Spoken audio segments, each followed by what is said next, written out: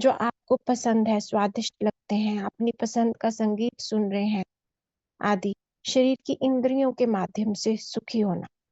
और दूसरा यह भी ध्यान दें कि आप कितनी बार उन लोगों की तलाश कर रहे हैं जिनसे आप बात करना पसंद करते हैं, जब आपको उनसे भाव मिलता है। कितनी बार उन लोगों से बचते हैं जिनसे बात करके आप असहज होते हैं। तो तीसरा ये था कि अभी इन दोनों अभ्यासों से क्या निष्कर्ष निकलता है, अपने निष्कर्षों को नोट करना था।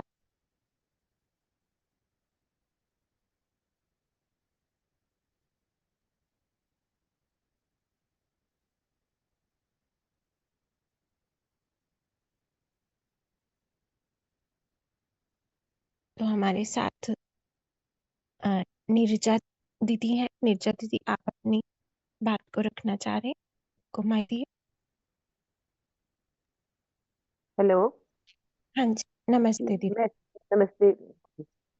नहीं, मैं ये कहना चाह रही हूँ इसमें कि कई बार क्या होता है कि आपके वर्क प्लेस पे भी जैसे कुछ लोग होते हैं कि हमें मालूम है कि उन लोगों को वही करना है जो चाहे लॉजिकल है, उन्हें लॉजिकल बता दिया जाए कि ये लॉजिकल है, पर करेंगे वो वही जिसमें मतलब जो उसको दूसरे तरीके से वो आपके बॉस के सामने जाके प्रेजेंट करेंगे। जैसे किसी काम के लिए हमने कहा कि नहीं देखो ये ऐसे नहीं, इसलिए नहीं होना चाहिए, वो जाके ये बताएंगे कि उन्होंने मना कर दिया इसलिए काम नहीं होगा, विदाउट गिविंग द रीजन कि क्यों कहा गया है। तो कुछ लोग ऐसे होते हैं, तो उनको मेरी कोशिश हमेशा होती है कि शुड अवॉइड।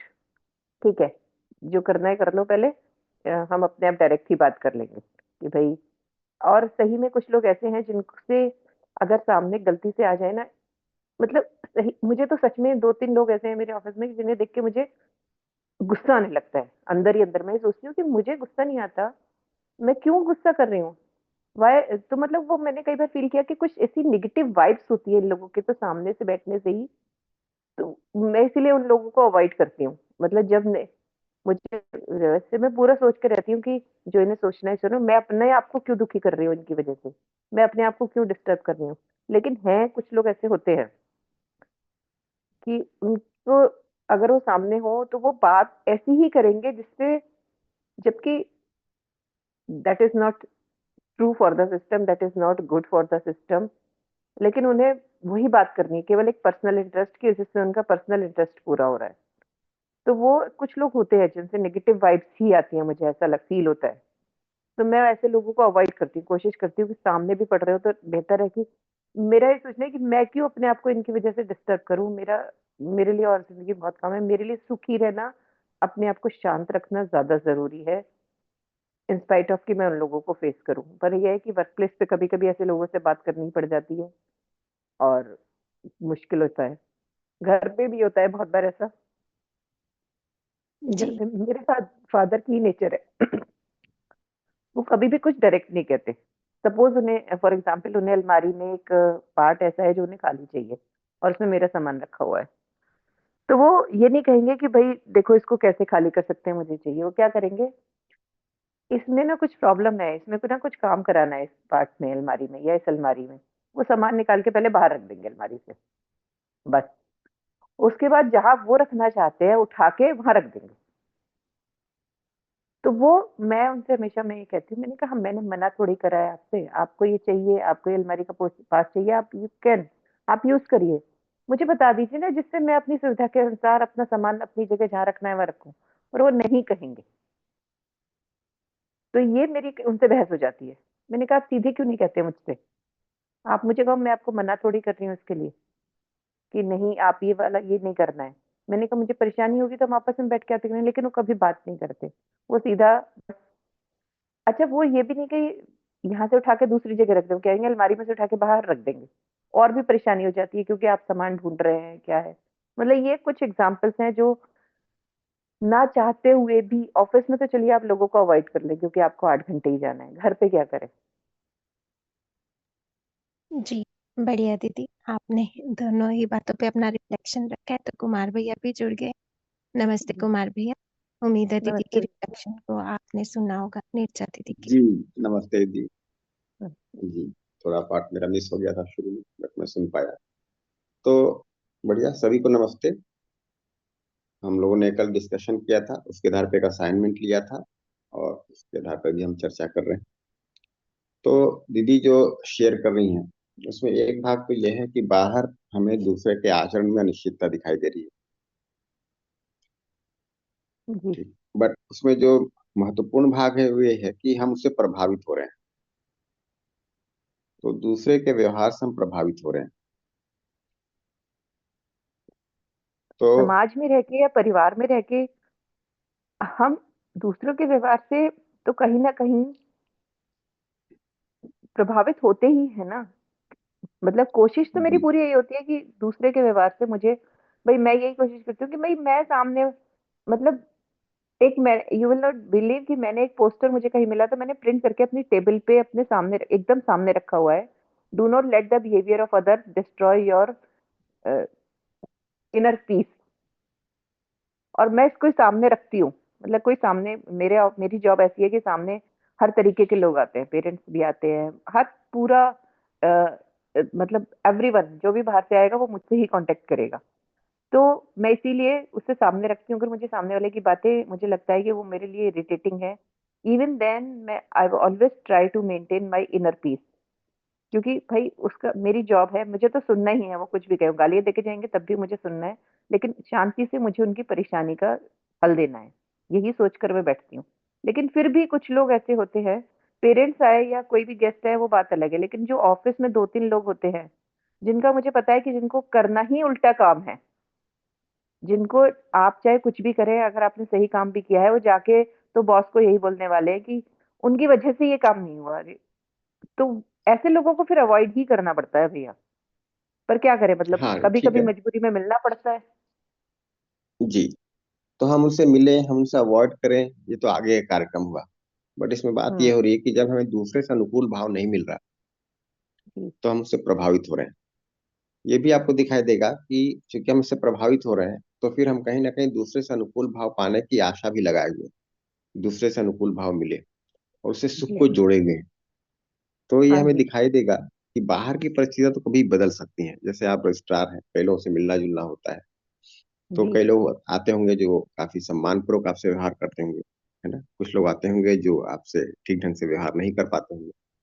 तो जी हाँ। आपके अंदर फिर एक आशा बन जाती है कि जो कोई मुझसे मिले वो मुझसे अनुकूल व्यवहार करे, और उससे आप अपने आप को सुखी मान रही हैं। उससे आपने अपने सुख को जोड़ा हुआ है। तो फिर तो हम परतंत्र हो गए ना। इसको हम लोग नहीं नहीं ऑब्जर्व करेंगे। भैया, गेस्ट जो आते हैं उनसे तो मैं बिल्कुल उम्मीद नहीं करती। मैं कहती हूँ कि ठीक है, वो कुछ परेशान है जब ही मेरे पास आए, चाहे पेरेंट्स हो या बच्चे हो। ऐसे रोज तो मुझसे मिलने कोई नहीं आता।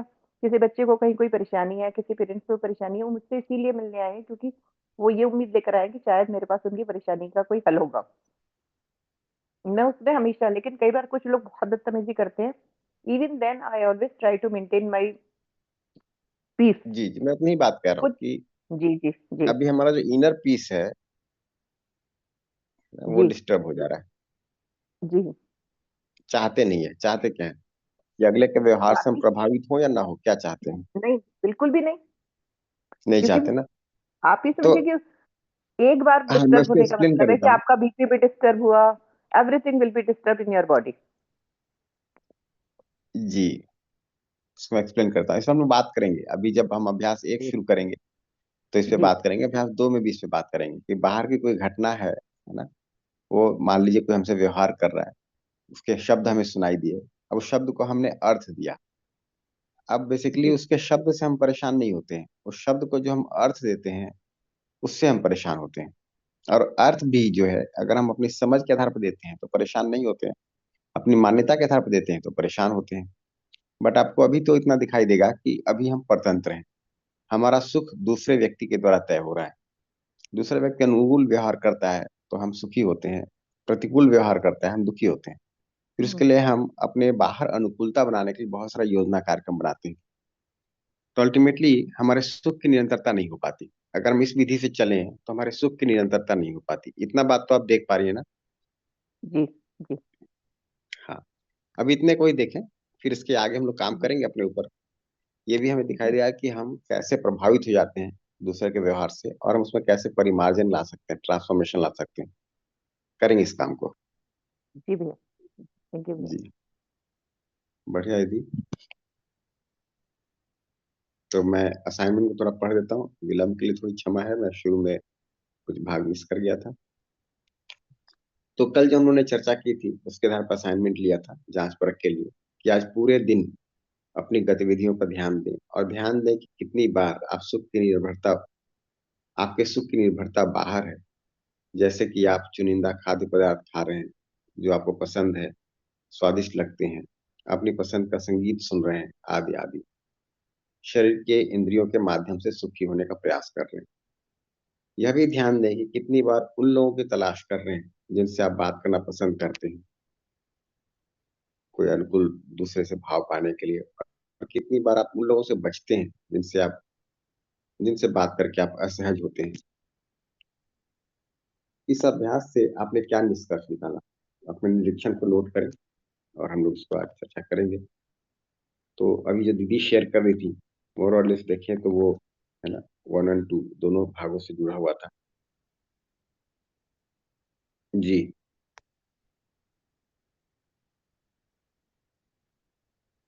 और किन्हीं का कोई शेयरिंग हो, कोई प्रश्न हो इसको लेकर?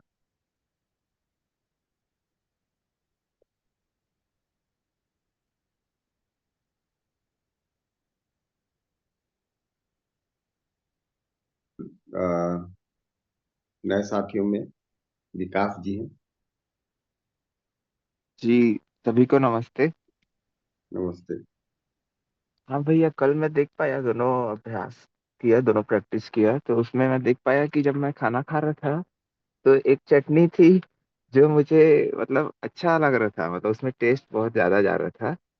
तो उस समय मैं उसको थोड़ा ज्यादा चाव से खा रहा था। एक तो ये है ना। पर मुझे उसमें एक प्रश्न भी है कि जैसे वो तो अच्छी बात है ना, उसमें दिक्कत क्या है करके लग रहा था। पर कहीं ना कहीं मैं बाहर से मतलब अपने सुखी होने का जो आधार है उसको उसमें देख रहा था ऐसा। पर अगर हम निर्णय पूर्वक इस बात को करते हैं तो क्या रहेगा, ये एक प्रश्न है। और दूसरा, जो दूसरों से भाव और विचार जो बाहर से हम लेने की कोशिश करते हैं कि उससे मुझे भाव विचार मिलेगा तो मैं सुखी होऊंगा, उसमें मैं इस बात को देख पा रहा था कि एक सजगता बना के रखा था कि मेरे, अगर वो एक मानव रूप में है और अगर सिर्फ ध्यान शरीर पे है तो वो निरंतर सुख का आधार नहीं है। ये तो गया ध्यान। पर अगर भाव और विचार, अगर उनसे डिपेंडेंसी है भाव और विचार की, तो मैं उसमें उनके स्नेह भाव को ऐसा देखने की कोशिश कर रहा था कि वो मेरे लिए किस टाइप का भाव रख रहे हैं। ऐसा थोड़ा सा बाहर से तो आ रहा था, पर मैं उसमें ये देख पा रहा था कि पूरकता को देख पा रहा था, ऐसे डिपेंडेंसी को नहीं देख रहा था। कि पूरकता है, ध्यान रखना है, तो उसमें जैसे स्नेह का भाव है, इन सब भाव को पकड़ने की कोशिश कर रहा था मैं। तो भाव और विचार जी। में डिपेंडेंसी तो है, पर एक सजगता बनाए रखा था कि अ, अगर सिर्फ ध्यान सिर्फ शरीर में है तो वो निरंतर सुख का आधार नहीं है करके एक ध्यान सजगता बनी हुई थी, तुरंत ध्यान में आ ही जा रहा था, तुरंत के तुरंत। और और ये जो भाव वाली बात है, तो मैं भाव को रिसीव करने की कोशिश कर रहा था। तो ये दो स्थितियां थी इसमें। मैं थोड़ी सी फर्स्ट वाले में तो क्लैरिटी भी चाह रहा हूँ भैया, कि अगर कोई स्वादिष्ट चीज है तो उसको खाने में मतलब क्या दिक्कत आ रहा है। और हालांकि ये ध्यान जा ही रहा है आप जो बोल रहे हैं उसमें, कि बाहर से अगर सुख तो निरंतरता के अर्थ में नहीं रहेगा, अगर बाहर डिपेंडेंसी है तो सुख का आधार तो अंदर ही है। तो इस पे थोड़ी क्लैरिटी बता दीजिए। जी। जी। हम्म तो जो स्वाद है ना, हम्म अगर मैं उसको सुख के अर्थ में उसके लिए जाता हूँ, उसके लिए हम्म प्रयत्न करता हूँ, तो हमको उसकी समस्या दिखाई देती है। जो कल बात हो रही थी कि उसमें निश्चितता, निरंतरता नहीं है, हम्म निर्भरता बनी रहती है। हम्म स्वाद का प्रयोग मैं स्वास्थ्य के अर्थ में भी कर सकता हूँ।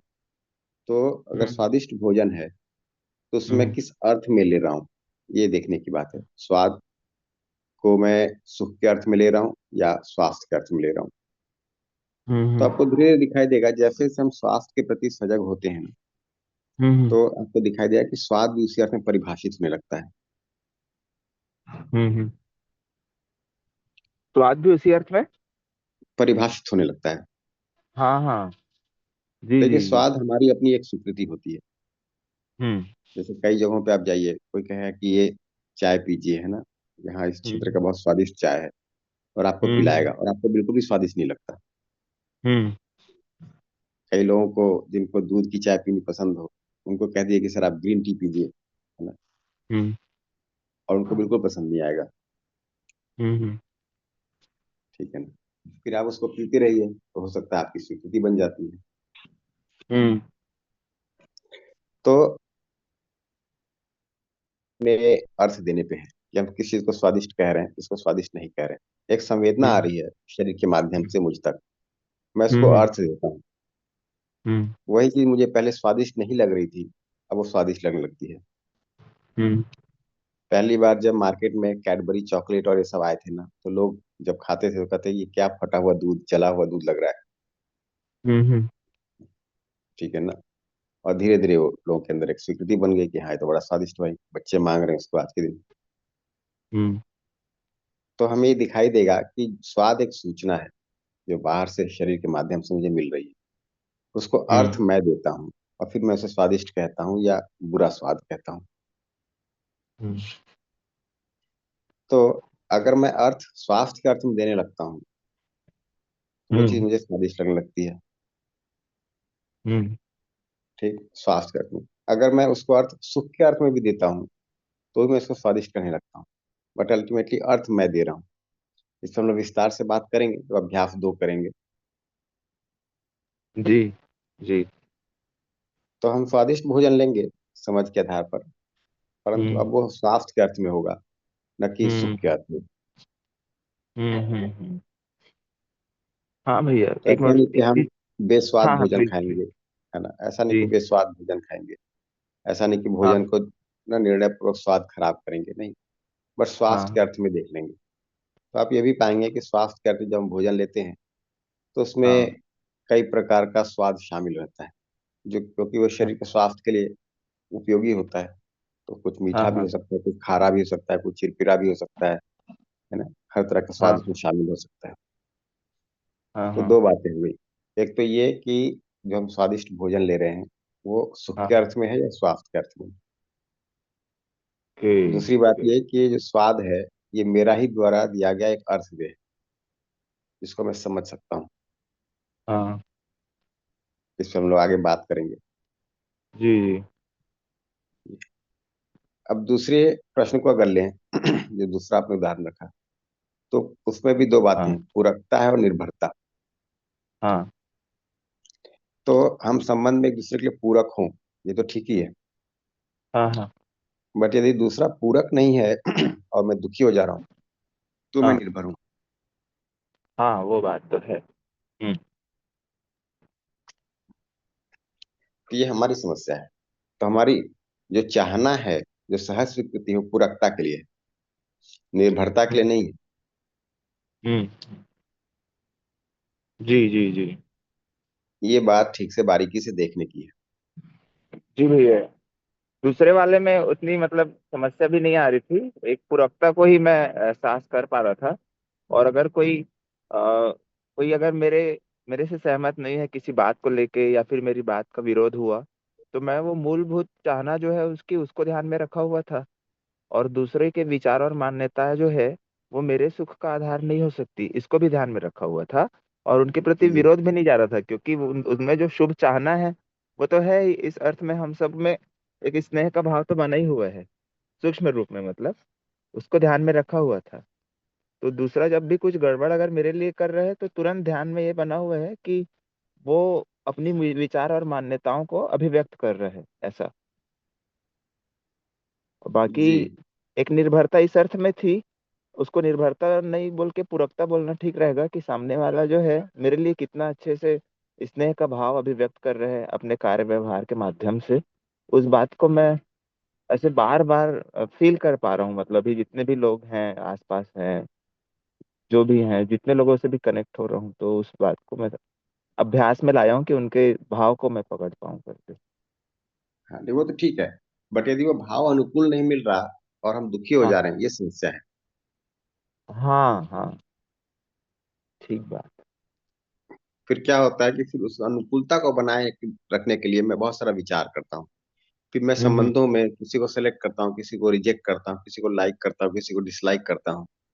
हम्म अब मेरे अंदर प्रेम का भाव बना नहीं रहता। हम्म फिर मेरा जो भाव है दूसरे के व्यवहार से तय होता है। हम्म। और ये मेरी समस्या बन जाती है। फिर मैं भेद करता हूँ। जी जी जी। तो इसका समाधान क्या है? ये क्योंकि सूक्ष्म रूप में तो आ ही रहा था। हाँ, है ना, समाधान तो है। तो ये जो हाँ अभ्यास एक करेंगे इसमें दिखाई देगा, अभ्यास दो करेंगे उसमें भी दिखाई देगा कि हाँ इसका हाँ हाँ। समाधान क्या है। हम्म हम्म। जी बढ़िया भैया। जी भैया। जी। तो अमी इसमें तो पारा भैया भैया। मुझे ये लग रहा है, इसमें ये लग रहा है कि जो भाव बना हुआ है और जब वो अनुकूल भाव नहीं मिलता, तो मुझे तो इसी बात का ध्यान रखना है ना कि वो भाव बना ही हुआ है, वो उनकी कुछ आवश्यकता हो सकती है या फिर कुछ कारण होगा जिसके कारण वो भाव नहीं मिल रहा है। तो ये यही तो, अगर मैं अपने आप में इस बात को ध्यान में रखता हूँ तो फिर तो समस्या नहीं है ना। हाँ, वो हम्म। कारण क्या है उसको मैं देख पाता हूँ। कोई कारण है इतना ही मात्र नहीं। वो कारण हाँ। क्या हो सकता है उसको मैं देख पाता हूँ, और उसका निवारण क्या है वो भी मैं देख पाता हूँ। हम्म। बाकी उनका और भाव न तो बना ही हुआ है, बाकी लोगों का सबका भाव तो बना ही हुआ है, इस बात को तो ध्यान में रखना ही पड़ेगा ना। रखें तो हम ये भी देख पाएंगे कि ऐसा भाव बना हुआ है ना, दूसरे व्यक्ति का हम्म मेरे प्रति। और हम्म उसका हम्म कारण भी मैं देख पाता हूँ। अगर वो हम्म भाव सही नहीं है, सहज रूप से स्वीकार नहीं है, तो क्यों हम्म ऐसा है। ठीक। हम्म और उसमें समाधान क्या भी मैं देख पाता हूँ। फॉर एग्जाम्पल, हम्म कोई दूसरा व्यक्ति मेरे प्रति विरोध का भाव रखता है, हम्म तो मैं देख पाता हूँ कि विरोध का भाव क्यों रखता है वो मेरे प्रति। और ये भी हम्म देख पाता हूँ कि संबंध का भाव कैसे सुनिश्चित होगा। हम्म। जी जी। उसके लिए मैं फिर कार्यक्रम बनाता हूँ, है ना। हम्म। उसमें जितना भी समय लगे, बट मुझे साफ साफ हम्म दिखाई देता है कि ये मेरे साथ विरोध नहीं चाहता, संबंध ही चाहता है। हम्म और इसमें संबंध को समझने की क्षमता है। हम्म और संबंध को भी समझेगा ये अपने आप में जांच परख के द्वारा, मेरे कहने से नहीं। हम्म हम्म तो मैं उसके अंदर जांच परख की प्रक्रिया को बढ़ाता हूँ। ऐसे हम्म। अवसर बनाता हूँ जिसमें वो अच्छा साथ साथ समझने का काम कर पाए। अच्छा अच्छा। जी जी।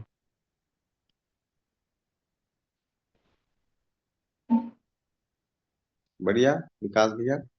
जी भैया। जी। थैंक यू जी। भैया। जी। अमी पारा भैया, आपके पास पहले माइक था, माइक हट गया है आपका। गीता जी।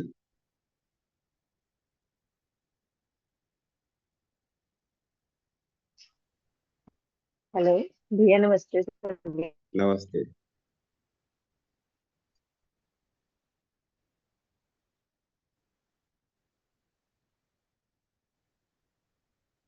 गीता जी आपकी आवाज नहीं आ रही है। भैया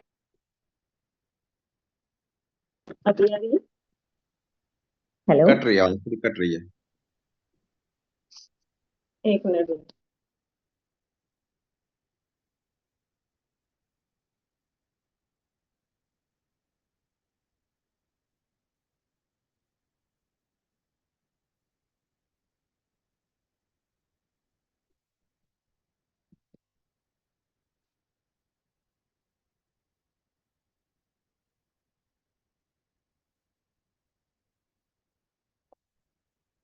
तब तक मैं कोई और प्रश्न लेता हूँ, गीता जी से बाद में इंटरेक्ट करते हैं। रुनझुन पल्लवी जी। हेलो। जी हेलो। नमस्ते। हेलो अब जा रही है आवाज? हाँ गीता जी जी।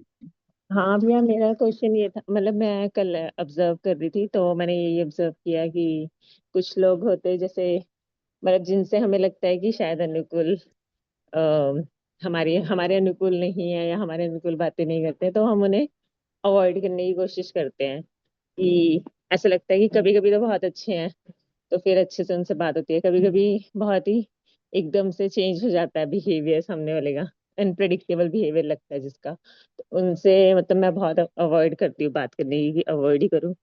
लेकिन जब कभी बहुत अच्छा नेचर होता है फिर लगता है कि क्यों ऐसा कर रही हूँ कि ये अच्छे से तो रह रहा है इंसान मेरे साथ या जो भी है। फिर मतलब उसमें फिर समझ नहीं आता है कि अभी ऐसे संबंध को कैसे सही से देखें कि कभी कभी वो बहुत अच्छा है हमारे साथ, कभी कभी बहुत अनप्रिडिक्टेबल है कि अरे ऐसे क्यों बिहेव कर रहे हैं। तो वही पूछना था थोड़ा।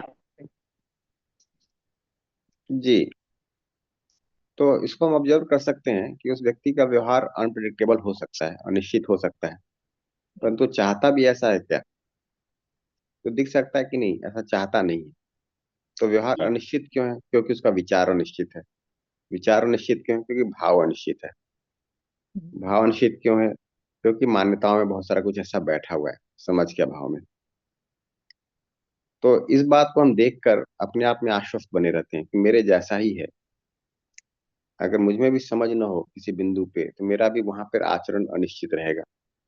मान्यताएं बदलती रहती हैं, उसके अनुसार मेरे आचरण की अनिश्चितता बनी रहती है। ऐसा ही दूसरा व्यक्ति भी है। हो सकता है मेरी अनिश्चितता कम है, उसकी ज्यादा है, तो दूसरा मेरा जैसा है, मेरे जैसा है। ये बात मैं अपने आप में साफ साफ देख पाता हूँ। फिर मैं ये भी देख पाता हूँ कि अगर मुझे कोई आकर कहे कि तुम्हारे में एक कमी है, तो मैं एकदम से उसमें सुधार कर लूंगा, ऐसा कोई जरूरी नहीं है। हो सकता है उससे मैं आहत भी हो जाऊं। बट यदि दूसरा बता पाए कि इस मुद्दे पे ये समाधान है, तो मैं हो सकता है उसकी बात की ओर ध्यान दूं। तो अगला व्यक्ति भी ध्यान देगा, है ना, ध्यान देना चाहता भी है, ध्यान देने की क्षमता भी है, परंतु उस तक समाधान पहुंचने की जरूरत है। तो मैं ये भी देख पाता हूँ कि दूसरा मेरे जैसा है, और दूसरा समाधानित कैसे होगा ये भी मैं देख पाता हूँ। तो इस पूरे दृष्टि के साथ, इस पूरे भाव समझ के साथ, मैं उस व्यक्ति के साथ जब भी इंटरेक्ट करता हूँ, एक आश्वस्ति के भाव के साथ करता हूँ। और साथ में निर्णय लेता हूँ मैं कि अगर इस व्यक्ति का आचरण बहुत अनिश्चित है अभी, ठीक है, अभी इससे न छेड़ा जाए, इनसे न बात की जाए। जब कभी ऐसा वातावरण होगा जब इनसे संवाद हो सकता है, तो संवाद करेंगे। अगर मेरे संवाद करने से इनमें समझ इंश्योर होती है, तो मेरे से कर लें। अगर मेरे ना करने से किसी और करने से, तो उनसे कर लें। तो हमें दिखाई देगा कि धरती पे जितने भी लोग हैं, उन सब की चाहना ठीक है, उन सब में समझने की क्षमता है। वो सब जांच परख के द्वारा ही समझते हैं, परंतु योग्यता में अंतर है। तो अलग अलग तरह से लोग के अंदर मान्यताएं बनी हुई है, उनके संस्कार बने हुए हैं, उससे भाव में उतार चढ़ाव होता रहता है, विचारों में उथल पुथल होती रहती है, उससे व्यवहार बनता बिगड़ता रहता है। इतना ही है। इसके मूल में हम देख पाते हैं कि समस्या इस शरीर में नहीं है, समस्या सेल्फ में है, और ये हर दूसरा सेल्फ मेरे जैसा ही है। ये देख पाते हैं तो हर एक के लिए हम निश्चित कार्यक्रम बना पाते हैं।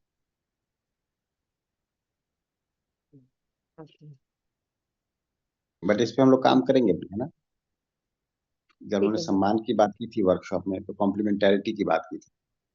यही कॉम्प्लीमेंटेरिटी है कि अगले का लेवल कॉम्पिटेंस का बहुत लो हो सकता है।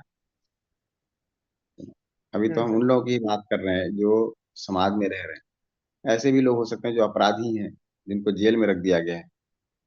जी। तो जब वो समाज में घूम, तो उन्होंने समझने पे काम नहीं किया, अब जेल पहुंच गए हैं, वहां तो काम कर ही सकते हैं कि नहीं। तो हमें दिखाई देता है कि हर व्यक्ति समझना चाहता है, परंतु अपने संस्कारों के आधार पर कोई समझने को तत्पर रहता है, कोई नहीं रहता है। जी। बढ़िया दीदी। ठीक है भैया, हाँ जी। ठीक जी। है।